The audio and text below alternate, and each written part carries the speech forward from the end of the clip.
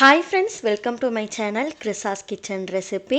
இன்றைக்கி வீடியோவில் நம்ம ரொம்ப சிம்பிளாக ஈஸியாக செய்யக்கூடிய லஞ்ச் பாக்ஸ் ரெசிபி கேரட்டும் உருளைக்கிழங்கும் வச்சு எப்படி செய்கிறதுன்னு தான் பார்க்க போகிறோம். ஸ்கூல் லஞ்ச் பாக்ஸ்க்கு, ஆஃபீஸ் லஞ்ச் பாக்ஸ்க்கு சமைக்கிறதுக்கு நேரம் இல்லாத டைமில் கண்டிப்பாக இந்த ரெசிபி ட்ரை பண்ணி பாருங்கள். டக்குன்னு செஞ்சிடலாம், டேஸ்ட்டுமே ரொம்ப நல்லாயிருக்கும். இப்போ வாங்க இந்த ரெசிபி எப்படி பண்ணுறதுன்னு பார்க்கலாம். ஃபஸ்ட்டு இந்த ரெசிபி பண்ணுறதுக்கு 200 கிராம் அளவு அரிசி எடுத்துகிட்டு அதை வேக வச்சு எடுத்துக்கோங்க. கிட்டத்தட்ட மெஷர்மெண்ட் கப்பில் அரிசி அளந்தீங்க அப்படின்னா 1 கப் அளவுக்கு அரிசி இருக்கும். அரிசியை நல்லா வெந்ததுக்கப்புறமா இது போல் பிளேட்டில் கொட்டிட்டு கொஞ்சமாக எண்ணெய் ஊற்றி நல்லா ஆற வச்சுடுங்க. ஃபேன் காற்றுல முழுமையாக ஆறட்டும். நல்லா ஆறுனது அப்படின்னா சாதமும் உதிரியாக கிடைக்கும். இப்போ இது ஆறட்டும். அடுத்து இந்த ரெசிபி பண்ணுறதுக்கு ஒரு பேனை சூடுபடுத்திட்டு அதில் 2லேருந்து 3 டேபிள் ஸ்பூன் எண்ணெய் சேர்த்துக்கோங்க. எண்ணெய் சூடானதுக்கப்புறமா 1 கப் அளவு உருளைக்கிழங்கு சேர்த்துக்கோங்க. உருளைக்கிழங்கோட தோலெல்லாம் நீக்கிட்டு இது போல் மீடியம் சைஸில் இருக்கிற மாதிரி கட் பண்ணிவிட்டு சேர்த்துக்கோங்க. ரொம்ப பொடியாக கட் பண்ணிட வேணாம், இது போல் மீடியம் சைஸில் இருக்கிற மாதிரி கட் பண்ணிவிட்டு சேர்த்துக்கோங்க.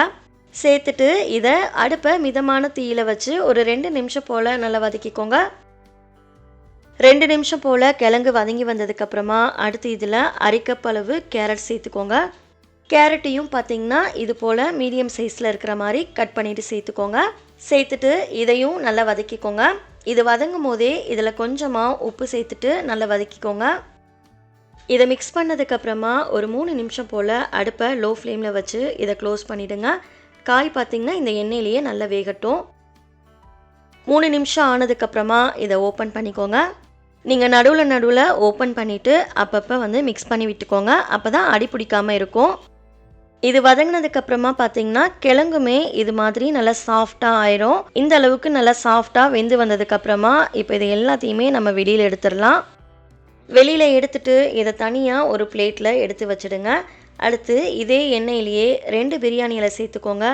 கூடவே ஒரு சின்ன துண்டு பட்டை, 3 கிராம்பு, 2 ஏலக்காய் சேர்த்துக்கோங்க. கூடவே 1/2 டீஸ்பூன் ஜீரகம் சேர்த்துக்கோங்க. சேர்த்துட்டு இந்த எண்ணெயிலேயே இதை நல்லா வறுத்துக்கோங்க. இது வறுபட்டதுக்கப்புறமா 3 பச்சை மிளகாயை இது போல் கீறிட்டு சேர்த்துக்கோங்க. கூடவே ஒரு மீடியம் சைஸ் வெங்காயத்தை பொடியாக கட் பண்ணிவிட்டு சேர்த்துக்கோங்க. சேர்த்துட்டு இதை நல்லா வதக்கிக்கோங்க.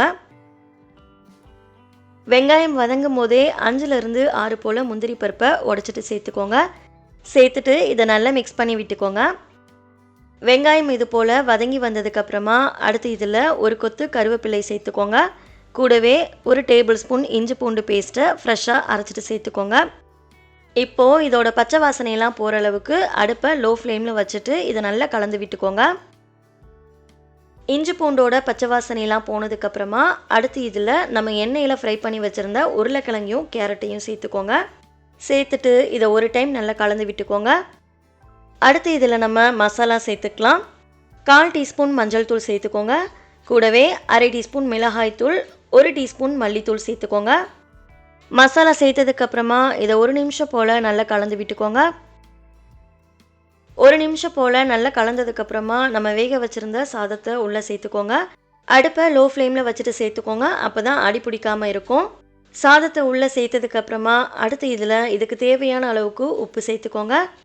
கூடவே 1 டீஸ்பூன் லெமன் ஜூஸ் சேர்த்துக்கோங்க. கடைசியாக கொஞ்சமாக பொடியாக நறுக்குன மல்லி சேர்த்துக்கோங்க.